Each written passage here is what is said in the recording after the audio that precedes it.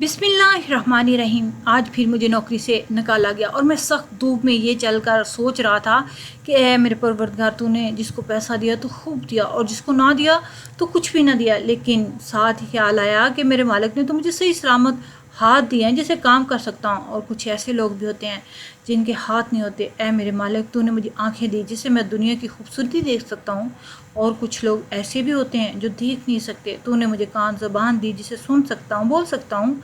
इसी के साथ मेरे सारे शिकवे दूर हो गए और मैं अपनी नई मंजिल को चल निकला। मुझे पता नहीं था कि रास्ता मुझे किस मंजिल तक ले जाएगा, लेकिन मैं चल पड़ा था नौकरी की तलाश में। कभी इधर तो कभी उधर आ जा रहा था, लेकिन नौकरी कहीं से मिल नहीं रही थी। सोचा कि खुदा अपने नेक बंदों पर आजमाइश लाता है। नमाज पढ़ी और अपने रास्ते को निकल गया। रास्ते में कोई अल्लाह वाला बंदा मिला। उसने पूछा, कहाँ से हो बेटा और कहाँ जाना है? मैंने कहा, बाबा जी, जहाँ से आए हैं इसी तरफ लौट जाना है। दुनिया में तो सिर्फ सफ़र करने आए हैं। बाबा जी कहने लगे, क्या ही खूबसूरत बात की है। फिर इनसे गुफ्तगू होती रही। फिर बातों बातों में उसे बताया कि मुझे नौकरी की तलाश है और मुझे मिल नहीं रही। पाने का मौका देती है जहाँ से आपकी कामयाबी शुरू होती है। कहते हैं कि हर बंदे को गलत काम करने का भी मौका मिलता है। अगर वो बच जाए तो दोबारा कभी भी गलत रास्ते की तरफ नहीं जा सकता। और वैसे ही आपको कामयाब होने के लिए कोई ना कोई मौका ज़रूर मिलेगा, बस आपने हिम्मत नहीं हारनी। खैर, इस बुज़ुर्ग ने मुझे एक दुकान पर मुलाजमा रखवा दिया। वहाँ से मेरी नई ज़िंदगी का आगाज़ हो गया। मैं अपना काम बहुत मेहनत से करता था। दुकान का मालिक मुझसे बहुत खुश हुआ। फिर वो मुझसे अपने बेटे की तरह मुझे समझने लगा और अपने घर ले जाता। वहाँ पर मेरी मुलाकात दुकान के मालिक की बेटी से हुई, जो बहुत ही हसीन थी और ख़ूबसूरत थी। एक ही नज़र में वो मेरे दिल की हालत कुछ ऐसा कर गई जैसे बिन पानी के मछली। वैसे मेरा दिल फड़फड़ाने लगा, लेकिन मैंने दिल को संभाला और अपने नफ्स पर काबू पाया कि इसको भूल जाना तेरी किस्मत में नहीं है, लेकिन ऊपर भी खुदा बैठा है। वो वहाँ किस्मत जोड़ देता है जहाँ किसी का गुमान भी नहीं होता। खैर, मालिक के घर आता जाता रहा और इससे मुलाकात का सिलसिला चलता रहा।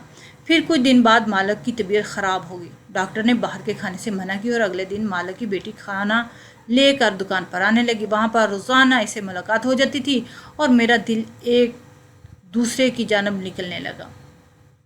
पता नहीं कि इसका अंजाम क्या हो सकता है। बिना सोचे समझे वो सब करता गया जो मुझे नहीं करना चाहिए। जब वो दुकान में आती तो मेरा दिल मचलने लगता, लेकिन इसके जाने के बाद मैं घंटों घंटों इसके ख्यालात में गुम रहता। वो कभी कभी तो मुझे इर्द गिर्द की खबर भी ना होती। वो इस कदर हसीन जमील थी कि मैं चाह कर भी इस पर से नजरें नहीं हटा पाता था। इसकी एक मुस्कुराहट पर मैं जान कुर्बान करने के लिए तैयार था। इसका नाम दुआ था और वाकई हुस्न की बेमिसाल मूरत थी। इसका मुरगूती वजूद ऐसी कशिश रखता था कि मैं इसके पीछे पीछे खींचा चला जाता। और दुआ की गोरी दमकती रंगत और भरे नैन, कमर से नीचे लहराते बाल और गुलाबी होंठ मेरे लिए इम्तिहान बन जाते। और जब दुआ मुझसे मुस्कुरा कर बात करती तो मुझे लगता दुनिया का सारा हुस्न इसकी मुस्कुराहट में ही समा जाता है। मैंने अपनी पूरी ज़िंदगी में इतनी खूबसूरत लड़की कभी नहीं देखी थी। रोज़ाना पाबंदी से दुकान पर आती और मैं सारे काम का छोड़कर ऐसे ही इसे देखने में मशगूल हो जाता। मेरा दिल चाहता कि मैं इसे अपनी दस्तरस में ले लूँ और किसी की इस पर नज़र न पड़ने दूँ। मैं जिस दुकान में काम करता था ये एक बहुत बड़ा जनरल स्टोर था। स्टोर की सारी जिम्मेदारी दुआ के बाप ने मेरे कंधों पर डाल दी थी। खुद ज़्यादातर स्टोर के बाहर के कामकाज में मसरूफ रहता। दुआ आमतौर पर जिस वक्त खाना लेकर आती उसका बाप स्टोर पे मौजूद नहीं होता था। एक दिन मैंने बहुत हिम्मत करके दुआ से अपनी मोहब्बत का इजहार ही कर दिया। दुआ हैरान नज़रों से देखने लगी, क्योंकि मैं एक सीधा सादा सा लड़का था और इसको शायद मुझसे ऐसी उम्मीद नहीं थी। मैंने पूरे दिल से दुआ से अपनी मोहब्बत का इजहार किया और इसे यकीन दिलाया कि मैं आखिरी सांस तक उसका साथ निभाऊंगा। मेरी बात सुनकर दुआ के चेहरे पे एक धीमी सी मुस्कुराहट बिखर गई और वो कोई जवाब दिए बिना ही दुकान से चली गई। जबकि इसके इस तरह खामोशी से चले जाने से मुझे बहुत परेशानी हो रही थी। मेरे लिए एक एक पल सदियों के बराबर हो गया। मैं ये सोचकर बेचैन हो गया कि उसने मुझे कोई जवाब क्यों नहीं दिया, और कहीं ना कहीं मेरे दिल में ये भी खौफ सर उठा रहा था कि कहीं अगर उसने अपने बाप से मेरी शिकायत कर दी तो मेरी तो नौकरी भी चली जाएगी। मैं गांव से शहर नौकरी के लिए तो आया था, लेकिन मुझे कहीं भी कोई नौकरी ना मिल सकी थी, क्योंकि ना ही तो मेरे पास अच्छी तालीम थी और ना ही कोई हुनर। दुकान के मालिक यानी कि दुआ के बाप ने मेरे साथ हमदर्दी करते हुए मुझे अपनी दुकान पर रख लिया था। और यही सोचकर मैं ہلکان ہو رہا تھا کہ آخر یہ بات دکان کے مالک کو پتہ چلی تو وہ میرے بارے میں کیا سوچے گا۔ میں دکان کے ساتھ ہی بنے ایک چھوٹے سے گودام میں رہتا تھا۔ میرے پاس اپنا بھی کچھ ذاتی رہنے کے لیے ٹھکانہ نہیں تھا۔ رات کا اندھیرا پھیل گیا اور میرا دل تیز سے دھڑک رہا تھا۔ آنے والی صبح میرے لیے کیسے ثابت ہوتی یہ میں نہیں جانتا تھا۔ ساری رات میں چارپائی پر کروٹیں بدلتا رہا اور دعا کے بارے میں سوچتا رہا۔ دعا کا خیال ہی مجھے نئی زندگی بخش دیتا تھا۔ آنکھیں بند کرتے ہی اس کا معصوم سا چہرہ تصور میں آتا اور میں پوری طرح جذبات کے طوفان میں بہنے لگتا۔ میں اب بھی دعا کو اپنے ساتھ اپنے پہلو میں لیٹا ہوا دیکھنا چاہتا تھا۔ میں اس کے باہوں میں سکون لینا چاہتا تھا۔ آج رات آنکھوں میں ہی گزر گئی اور صبح ہوتے ہی میں دکان پر چلا گیا۔ وہ دکان کے مالک یعنی کہ دعا کے باپ کا رویہ معمول کے مطابق ہی تھا۔ آتے ہی انہوں نے مجھے دکان کا کام بتایا اور باہر چلے گئے۔ میں نے تو ٹھنڈی سانس بھری اور سکون لیا کہ شکر ہے کچھ نہیں بتایا۔ یقین ہے دعا نے میرے بارے میں کچھ نہیں بتایا تھا۔ میں بے دلی سے دکان کا کام کر رہا تھا۔ مجھے تو دوپہر کے وقت کا شدت سے انتظار تھا جب دعا کھانا لے کر دکان میں آتی تو میں اسے اپنا جواب طلب کرتا۔ اللہ کر کے دعا کے آنے کا وقت ہوا اور دعا سچ دج کر چلتی ہوئی دکان میں داخل ہو گئی۔ جس وقت دعا کھانا لاتی اس وقت دکان پر رش نہیں ہوتا تھا اور آج بھی دکان خالی تھی۔ میں بے اختیار ہی اس کی آنکھوں میں آنکھیں ڈال کر اسے دیکھنے لگا اور دعا بھی بڑی بے باکی سے چلتی ہوئی میرے قریب آ گئی۔ وہ تو میرے اتنے قریب آ گئی کہ ہم دونوں کے درمیان صرف سانس کا ہی فاصلہ رہ گیا تھا۔ اس کے وجود سے اٹھتی ہوئی پرفیوم کی مہک میرے حواس پر چھا رہی تھی۔ وہ سرخ رنگ کے جوڑے میں آسمان سے اتری کوئی ابصرہ معلوم ہو رہی تھی۔ اس نے کہا کہ اگر مجھ سے شادی کرنا چاہتے ہو تو میری ایک شرط ماننا پڑے گی۔ اس کی بات سن کر میں ایک دم سے چونک اٹھا۔ میرے لیے اس سے زیادہ اور کیا بات ہو سکتی ہے کہ وہ اپنے منہ سے شادی کی بات کر رہی تھی۔ میں نے دعا سے کہا کہ تمہاری خاطر تو میں جان بھی دے سکتا ہوں۔ وہ دھیرے سے مسکرائی اور کہنے لگی کہ تمہاری جان نہیں چاہیے، بس تم اتنا ہی کرنا کہ آج رات حویلی ہمارے چلے آنا۔ وہ مجھے اس کام سے نہ روکنا جو میں کر رہی ہوں گی۔ تمہیں میرے ساتھ ہی رات گزارنی ہوگی۔ میں تو ہر رات ہی دعا کے تصور میں گزارتا، پھر رات اس کے ساتھ گزارنا میرے لیے خوشی کی بات تھی۔ میں نے دعا سے کہا کہ میں رات ہوتے ہی اس کی حویلی آ جاؤں گا۔ دعا کھانا رکھ کر واپس چلے گی اور میں اس کے جانے کے بعد سارا وقت آنے والے خوشگوار لمحات کے بارے میں سوچنے لگا۔ رات ہوتے ہی میں اچھے سے تیار ہو کر دعا کی حویلی چلا گیا۔ دل میں تھوڑا سا خوف بھی تو باقی تھا، لیکن نہ جانے کیوں مجھے دعا کی آنکھوں کی چمک پر یقین تھا۔ حویلی کے اندر داخل ہونے کے بعد جو کچھ میں نے دیکھا مجھے اپنی آنکھوں پہ یقین نہیں آیا تھا۔ مجھے ایسا محسوس ہو رہا تھا جیسے کسی نے میرے قدموں سے زمین کھینچ لی ہو۔ یہ تو میرے تصور میں بھی نہیں تھا کہ مجھے دعا کی حویلی میں یہ سب کچھ دیکھنے کو ملے گا۔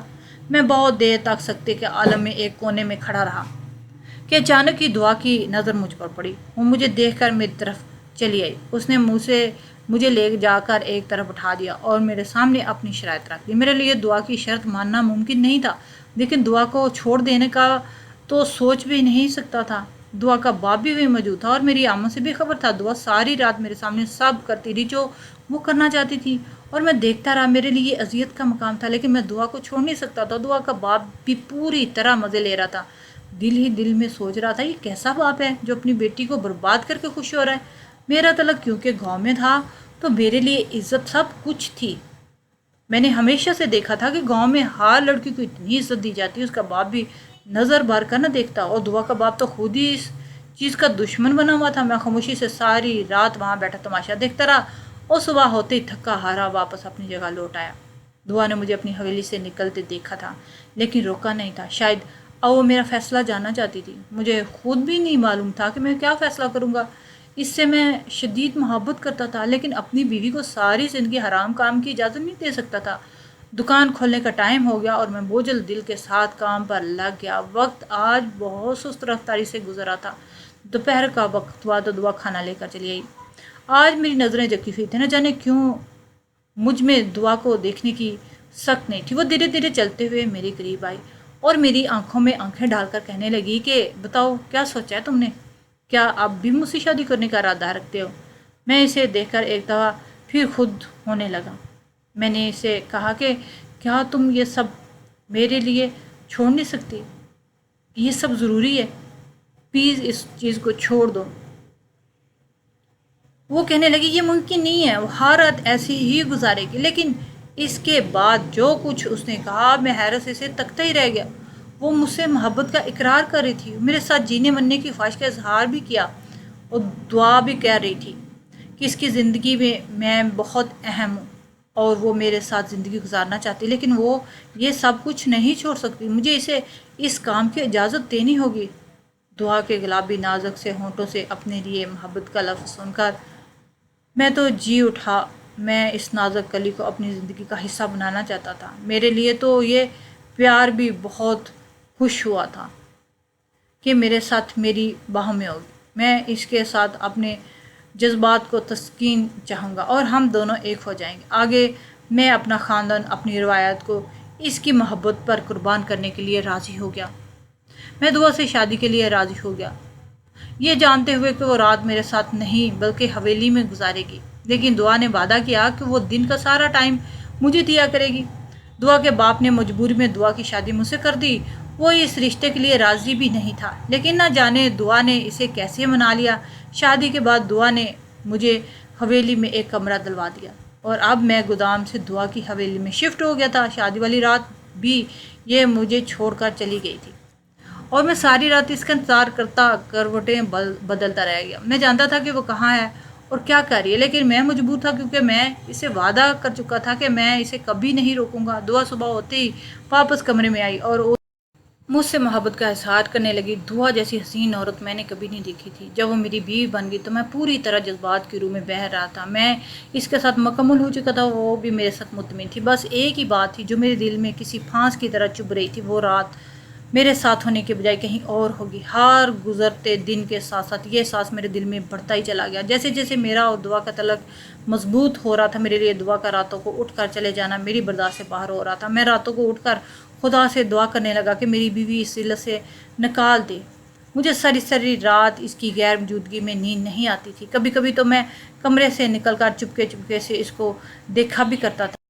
میری دعاؤں میں بہت شدت آ گئی تھی اور میں ہر وقت یہی چاہتا تھا کہ دعا یہ کام چھوڑ دے۔ کئی دفعہ میں نے دعا کو کہا تھا، لیکن اس نے ہر بار مجھے میرا وعدہ یاد دلا کر خاموش کروا دیتی۔ اس کا باپ مجھے عجیب نظروں سے دیکھتا رہتا۔ اس کے باپ کے لیے میرے وجود کو میری اپنی حویلی میں برداشت کرنا مشکل ہو رہا تھا، کیونکہ میں اس کا معمولی سا ملازم تھا۔ پیچھے کچھ دنوں سے جب دعا میرے ساتھ ہوتی اور ہم دونوں خلوت میں ہوتے تو مجھے ایسا محسوس ہوتا جیسے ہمیں کوئی دیکھ رہا ہو۔ مجھے بہت عجیب احساس ہونے لگا۔ یہی بات میں نے کتنی دفعہ دعا کو بتائی، لیکن دعا اس بات کو تو میرا وہم قرار دیتی تھی، کیونکہ گھر میں دعا اور اس کے باپ کے علاوہ تو کوئی ہوتا نہیں تھا۔ دعا کی محبت میں سب کچھ بھول چکا تھا۔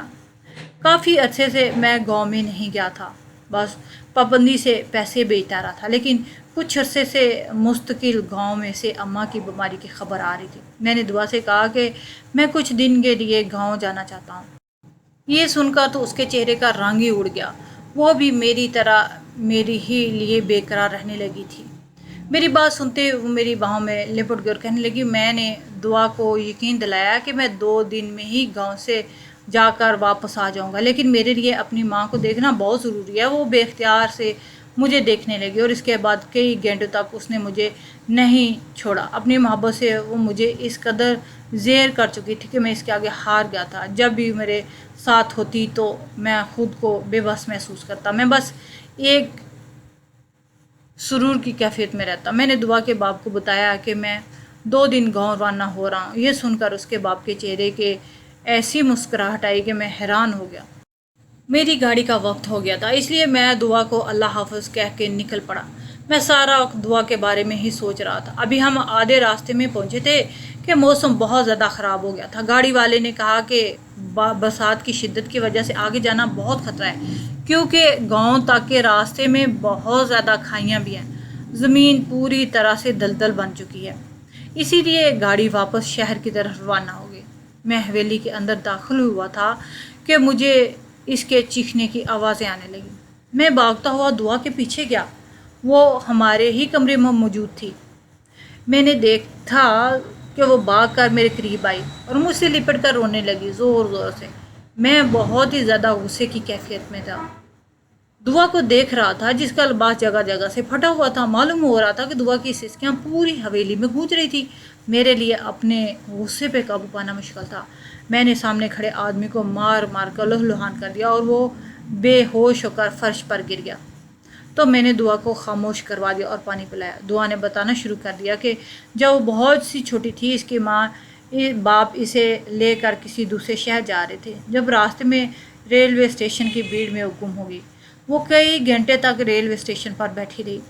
وہاں دکان کے مالک نے اسے دیکھا۔ وہ دکان کا مالک اسے گودام میں اٹھا کر لے آیا اپنے ساتھ اپنے گھر میں اور خود اس کا باپ بن گیا کیونکہ اس کی کوئی اولاد نہیں تھی۔ دعا ہمیشہ سے ہی خوبصورت تھی اور دکان کے مالک نے اسے اسی لیے گود میں لیا تھا، اور جیسے ہی دعا جوان ہوگی ہر کسی کی نظریں اس پر جم جائیں گی۔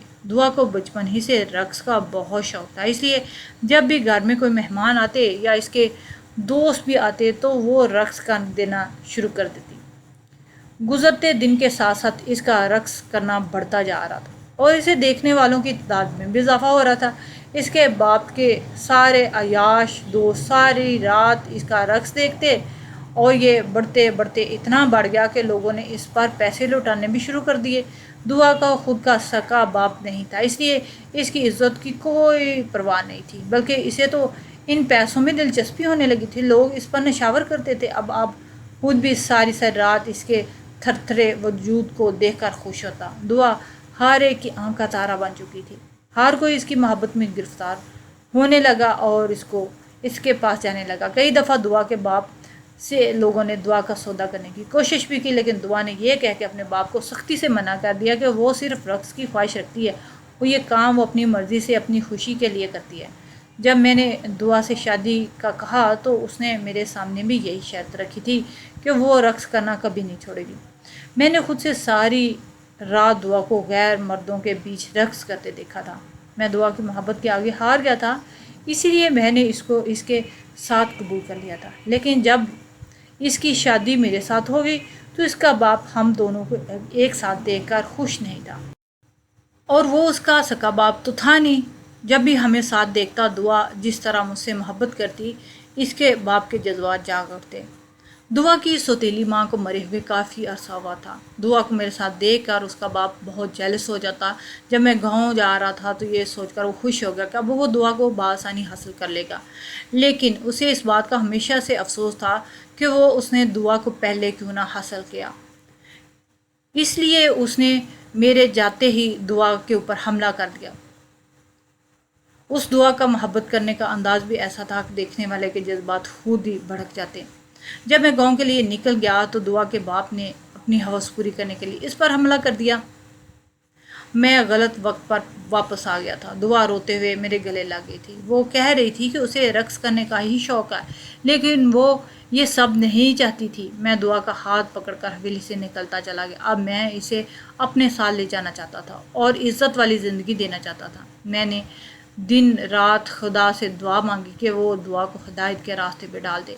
میری ساری دعا قبول ہو گئی اور دعا کو خود اندازہ ہو گیا کہ وہ جس کو اپنی خوشی سمجھتی ہے دراصل وہ رسوائی کے سوا کچھ نہیں۔